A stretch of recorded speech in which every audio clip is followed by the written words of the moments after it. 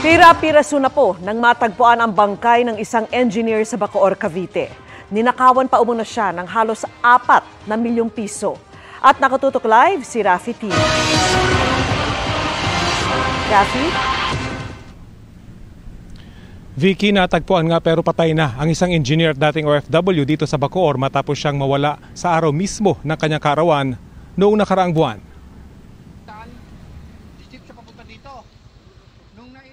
Isang buwan matapos mawala, natagpuan ng pira-piraso ang biktimang si Engineer Napoleon Fernandez sa isang sapa sa Bacoor, Cavite, nakalagay sa 4 na sako.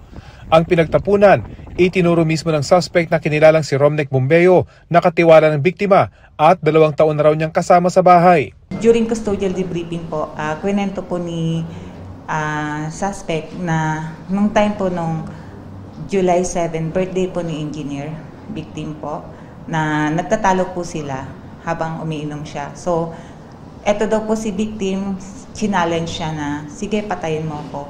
So, dali-daling kinuha ni suspect po yung samurai, sinaksak si victim. Una nang naaresto ang suspect matapos siyang abutan sa bahay ng biktima na paalis bit-bit ang isang backpack nitong August 7. Ito'y matapos makipag-ugnayan sa Bacoor PNP ang Cebu Police kung saan inireport ng isang buwan nang nawawala ang biktima. Nanlaban pa raw siya sa mga pulis nang tangkain siyang arestuhin.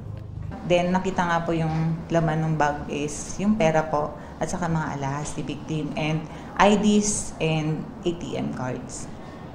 Bali 4,925,100 pesos. At para itago ang krimen, pinagpira-piraso ng suspect ang biktima at paisa-isang ibinyahe at itinapon sa sapa. Nilagay niya sa maleta din, dinala niya po sa creek. Sumakay siya sa jeep, 5 to 7 times niyang hinakot yung katawan ni victim. Ang nakatatandang kapatid ng biktima na nakatira sa Cebu at unang nag-report sa insidente, dumating kanina sa Bacoor Police Station.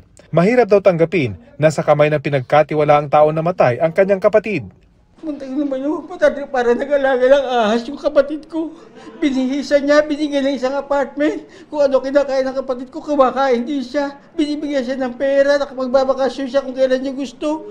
Tapos bandang huli, sasaksakin lang niya gano'n, papatay. Tapos pagkapatay niya, brutal pa, tatatari mo, hati-hati, chop-chop mo. Tapos tatapon mo pa sa ilo. Tapos kasakit naman yung kasi yung kapatid. Ang lakas-lakas ng... Vicky, bukod sa nauna ng isinampang kaso na qualified theft at direct assault, nakatakdang sampahan ang suspect ng kasong robbery with homicide. Iniimbestigahan pa ng Bacoor PNP kung may kasabwat siya matapos siyang gawin ang pagpatay at pagnanakaw. Yan ang latest mula rito sa Bacoor sa Cavite para sa GMA Integrated News. Rafi Tima nakatutok, 24 oras. Maraming salamat sa iyo, Rafi Tima. Mga kapuso, kasama niyo kami 24 oras. Mag-subscribe sa GMA Integrated News sa YouTube. Sa mga kapuso abroad, bisitahin ang GMA Pinoy TV at www.gmanews.tv.